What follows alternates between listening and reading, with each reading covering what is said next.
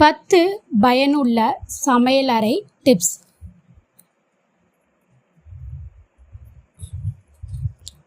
Welcome to Nandini மண் சட்டி சமையல். நீங்கள் இன்னும் சேனலை சப்ஸ்கிரைப் பண்ணலைன்னா மறக்காமல் சப்ஸ்கிரைப் பண்ணிக்கோங்க. பக்கத்தில் இருக்கக்கூடிய ஆல் பெல்ஸ் மூலியம் ப்ரெஸ் பண்ணிக்கோங்க. அப்போ தான் நான் போடுற வீடியோ உடனுக்குடனே உங்களுக்கு நோட்டிஃபிகேஷன் ஆகும். இப்போ நம்ம வீடியோக்குள்ளே போகலாம் வாங்க. நாம் தினமுமே அதிகமாக பாத்திரங்களை கழுவுவோம். இது காரணமாக வாஷ்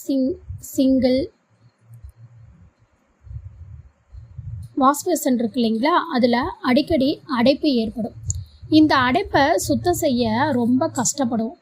இனி அந்த வாஷ் பண்ணுற சிங்கு அடைப்பு ஏற்பட்டால் கவலைப்பட தேவையில்லைங்க. அந்த வாஷ் பேசனை க்ளீன் பண்ணுறதுக்கு இரவு தூங்குறதுக்கு முன்னாடி அந்த பாத்திரம் கழுவுற வாஷ் பேசனில் சூடாக தண்ணீரை ஊற்றிடுங்க. அதுக்கப்புறம் கொஞ்சமாக உப்பை அதுக்குள்ளே போட்டுருங்க. அந்த துளைகளுக்குள்ளே போடுங்க. அந்த ஓட்டையாக இருக்கு இல்லைங்களா, அதுக்குள்ளே போட்டுருங்க. அவ்வளவுதாங்க. நைட்டு முழுவதுமே அப்படியே விட்டுடுங்க. மறுநாள் காலையில் தண்ணி ஊற்றி நல்லா அலசிடுங்க. அவ்வளவுதான். அந்த வாஷ் பேசன் உள்ள அந்த ஓட்டையில் இருக்கக்கூடிய அடைப்பு எல்லாமே போயிடும். அதில் இருக்கக்கூடிய துர்நாற்றம் கூட போயிடும். உங்களோட வாஷிங் மிஷின் இப்படி இருந்தால் கூட, அதாவது அந்த வாஷ் பேசன் இருக்கு இல்லைங்களா, அதிலே கூட இந்த மாதிரி செய்யலாம். அதே மாதிரி பாத்திரம் கழுவக்கூடிய இதுலேயும் அந்த ஹோலில் அடைப்பட்டிருக்கக்கூடியதெல்லாம் இந்த மெத்தடில் சுத்தமாக வச்சுக்கலாம். அதே மாதிரி டிப் நம்பர் 2ங்க. நீங்கள் வீட்டில் கோதுமை மாவு நிறைய வாங்கி வச்சுருப்போம். இப்போ எல்லாம் நிறைய வீடுகளில் தினமுமே இரவு நேரத்தில் சப்பாத்தி தான் போடுறோம். சப்பாத்தி தான் அதிகமாக சாப்பிட்றாங்க. ஏன்னா சுகரு, ப்ரெஷரு இதுக்கெல்லாம் அதுதான் சாப்பிடணும்னு சொல்லிடுறாங்க. அதனால அதிகமாக கோதுமை மாவு நம்ம இப்போ மிஷினில் அரைச்சி கூட நிறைய பேர் வீட்டில் பெரிய டப்பாவில் 10 கிலோ 5 கிலோன்னு வச்சுருக்குறோம். அந்த மாதிரி வச்சுருக்கும்போது சில சமயத்தில் அந்த கோதுமை மாவில் வண்டு வர ஆரம்பிச்சிடும். இந்த வண்டு வராமல் இருக்கிறதுக்கு என்ன பண்ணணும் அப்படின்னா, கோதுமை மாவில் தூள் உப்பு இருக்குது பார்த்தீங்களா, 2 ஸ்பூன் சேர்த்து நல்லா கிளறிக்கோங்க. நல்லா கிளறிட்டு நீங்கள் கோதுமை மாவை அரைச்சிட்டு வரீங்க பார்த்தீங்களா, அரைச்சிட்டு வந்த உடனே ஒரு 2 ஸ்பூன் தூள் உப்பை போட்டு நல்லா கிளறி மூடி வச்சுடுங்க. இந்த மாதிரி பண்ணால் கோதுமை மாவில் வண்டு வரதை தவிர்க்கலாம். கோதுமை மாவில் அளவுக்கு ஏற்ப நீங்கள் உப்பு சேர்ந்து கலந்துக்கலாம். தோசை ஊற்றுறீங்களோ சப்பாத்தி போட்டாலோ நீங்கள் அந்த உப்பு ஆல்ரெடி நம்ம கலந்துருக்கனால அதுக்கு தக்கன உப்பு சேர்த்துக்கோங்க. அடுத்து 3வது டிப்ஸ் என்னன்னு பார்த்தீங்கன்னா, நம்ம ஆப்பிள் நறுக்கி வைக்கும்போது கொஞ்சமாக உப்பையும் அதில் தடவி வச்சுடுங்க. அப்படி தடவி வச்சிங்கன்னா கருத்து போகாது. அதாவது ரொம்ப உப்பு தடவைனா லைட்டாக உப்பு தடவிக்கோங்க, சீக்கிரமாக கருத்து போகாது. அடுத்ததாக டிப் நம்பர் 4ங்க. நாம் வாங்கக்கூடிய சில துணி ட்ரெஸ்ஸெல்லாம் பார்த்திங்கன்னா அதிகமாக சாயம் போகும். அது நமக்கு யூஸ் பண்ணி அந்த தண்ணியில் போடும்போது தான் தெரியும். அந்த மாதிரி ட்ரெஸ்ஸை நம்ம திரும்ப, அதாவது பக்கமாக இருந்தால் நம்ம கொண்டு போய் கொடுத்துடலாம். நம்ம மோஸ்ட்லி நிறைய பேர் என்ன பண்ணுவாங்கன்னா, ரொம்ப லாங் ட்ராவல் போகும்போதெல்லாம் இந்த மாதிரி ட்ரெஸ் எடுப்பாங்க. அப்போ இந்த மாதிரி போச்சுன்னா அந்த சமயத்தில் நீங்கள் அலசக்கூடிய தண்ணியில் கொஞ்சமாக உப்பு சேர்த்துக்கோங்க. கல்லுப்போ தூளப்போ கொஞ்சமாக சேர்த்துட்டு கொஞ்ச நேரம் அந்த துணியை அதுலேயே ஊற வச்சுருங்க. வச்சுட்டு அதுக்கப்புறம் அலசுனீங்கன்னா ஆடையில் அதிக அளவாக சாயம் போகிறத இது தவிர்த்துடுங்க. நீங்கள் வேணால் செக் பண்ணி பாருங்கள். சில இதில் கர்ச்சிப் கூட இந்த மாதிரி காயம் அந்த இதில் சாயம் போகும். நீங்கள் செக் பண்ணி பாருங்கள். அடுத்து டிப் நம்பர் 5ங்க.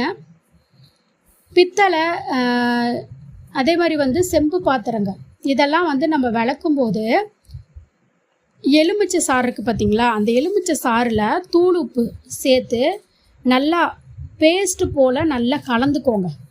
எலுமிச்சை சாறையும் இந்த தூள் உப்பையும் போட்டு நல்லா கலந்துக்கோங்க. கலந்துக்கிட்டு இந்த கலவையை வச்சு அந்த பித்தளை பாத்திரத்தை நீங்கள் விளக்கி பாருங்களேன், நல்லா பலன்னு தங்கம் போல் ஜொலிக்குங்க. அடுத்ததாக டிப் நம்பர் 6ங்க. சாதாரணமாக நம்ம காலிஃப்ளவரில் இருக்கக்கூடிய புழுவை எடுக்கிறதுக்கு வெந்நீர் வச்சு அதில் வந்து வேக வைப்போம் இல்லைங்களா. அப்போது கொஞ்சமாக வந்து உப்பு சேர்த்துக்கோங்க. உப்பு சேர்த்து வேக வச்சிங்கன்னா இதில் இருக்கக்கூடிய புழு மட்டும் இல்லைங்க, கிருமிகள் கூட வந்து வெளியேறும். ஏன்னா அந்த புழு வெளியேறினா கூட அந்த புழுவில் இருக்கக்கூடிய அந்த கிருமிகள் வந்து அதுக்குள்ளே ஒட்டிட்டு தான் இருக்கும். அதே மாதிரி அந்த மாதிரி பண்ணும்போது காலிஃப்ளவரும் வந்து நல்லா வெள்ளையாக இருக்குங்க. அடுத்து வந்து டிப் நம்பர் 7ங்க. உப்பை எப்போதுமே பிளாஸ்டிக் டப்பாவில் தான் கொட்டி வைக்கணும். பிளாஸ்டிக் டப்பாவை தவிர வேறு எந்த பாத்திரத்தில் கொட்டி வச்சாலும் சில நாட்கள் அந்த பாத்திரம் உப்போட அரிப்பு தன்மையினால் தேய்மானம் ஏற்பட்டு ஓட்டையும் விழுந்துடும். அதனால பிளாஸ்டிக் டப்பாவில் உப்பை கொட்டி வச்சுக்கிறது ரொம்ப நல்லது. அப்படி இல்லை அப்படின்னா உப்பு ஜாடின்னு தனியாக விற்கும் இல்லைங்களா, அந்த மாதிரி உப்பு ஜாடியை வாங்கி உப்பு கொட்டி வச்சுக்கோங்க, ஒன்றும் ஆகாது. இல்லைன்னா வந்து மண் பாத்திரம், அந்த மண் பாத்திரம் மட்டும் வந்து பார்த்திங்கன்னா அந்த சைஸில் உப்பு கொட்டுற மாதிரி வந்து செம்பு வடிவத்தில் இந்த மாதிரிலாம் இருக்கும், அதை கூட வாங்கி வச்சுக்கலாம். இது டிப் நம்பர் 8ங்க. டைனிங் டேபிள் அழுக்காக இருந்துச்சு அப்படின்னா அப்போ எலுமிச்சை சாறை வந்து உப்பு சேர்த்து நல்லா கலந்து அந்த கலவையை வச்சு நீங்கள் வந்து டைனிங் டேபிளை வந்து சுத்தம் செஞ்சீங்க அப்படின்னா அதில் இருக்கக்கூடிய கரைகள் எல்லாமே நீங்கிடும். அதே மாதிரி அதிகமாக இந்த மிக்கிறதெல்லாம் இருக்குது இல்லைங்களா, அதிகமாக இந்த டைனிங் டேபிளில் தான் இந்த மாதிரி கொசு மிக்கிறது, மிக்கிறது, அடிக்கடி வந்து உட்காரதெல்லாம் இப்படி இருக்கும். நீங்கள் என்ன தான் வந்து லிக்விடு போட்டு வந்து க்ளீன் பண்ணாலும் அது போகாது. ஆனால் இந்த எலுமிச்சம்பழம் சாறும் உப்பும் கலந்து நீங்கள் வந்து க்ளீன் பண்ணி பாருங்கள், அவ்வளோ சுத்தமாக வந்து அது போயிடும். அந்த இடமே வந்து நல்லா வந்து ஒரு பளிச்சுன்னு இருக்கும். இதை வந்து டெய்லியுமே நீங்கள் பண்ணிட்டு வரும்போது உங்களுடைய டைனிங் டேபிள் எப்போதுமே ஃப்ரெஷ்ஷாக இருக்கும். இதுக்கு நீங்கள் என்ன பண்ணலாம், ஒரு பாத்திரத்தில் தண்ணி ஊற்றி எலுமிச்சம்பழம் சாறு வந்து ஒரு 10 சொட்டு விட்டு தூளுப்பு இல்லைன்னா கல்லுப்பு ஒரு ஸ்பூன் போட்டு நல்லா கலந்து விட்டுட்டு இந்த தண்ணியை ஒரு ஸ்பாஞ்சில் வந்து நனைச்சி நல்லா பிழிஞ்சி உங்களுடைய அந்த டைனிங் டேபிளை வந்து ஃபுல்லாக வந்து தொடச்சி விடுங்க. இதை வந்து கிச்சனுடைய மேடைக்கும் நீங்கள் பண்ணலாம். அப்படி நீங்கள் பண்ணும்போது நல்லா வந்து பார்க்குறதுக்கு வந்து பார்த்தீங்க அப்படின்னா நல்லா ஈயெல்லாம் எதுவும் மிக்காமல் நல்லா பார்க்குறதுக்கே பளிச்சுன்னு இருக்குங்க. அடுத்ததாக டிப் நம்பர் 9ங்க. மிக்ஸி ஜாரில் இருக்கக்கூடிய பிளைடு வந்து ஷார்ப்பாக இல்லை அப்படின்னா சரியாக அரைக்க மாட்டேங்குது அப்படின்னா கல்லுப்பு இருக்குது பார்த்தீங்களா, அதை மிக்சியில் போட்டு அரைச்சிங்க அப்படின்னா மிக்ஸி ஜாரில் உள்ள பிளைடு நல்லா ஷார்ப்பாக இருக்கும். இந்த டிப்ஸு வந்து உங்களுக்கு ரொம்ப பயனுள்ளதாக இருக்குங்க. இந்த மிக்ஸி வந்து ரொம்ப நாள் வந்து நீங்கள் பயன்படுத்த முடியும். அடுத்ததாக வந்து டிப்ஸ் நம்பர் 10. நாம் சமைக்கும்போது சூடாக திரவம் நம்ம மீது வந்து தெளிச்சிடுச்சு அப்படின்னா அப்போ உடனே உப்பை வந்து அந்த இடத்துல வச்சிடுங்க. அப்படி வச்சிங்க அப்படின்னா எரிச்சல் உடனே வந்து சரியாயிடுங்க.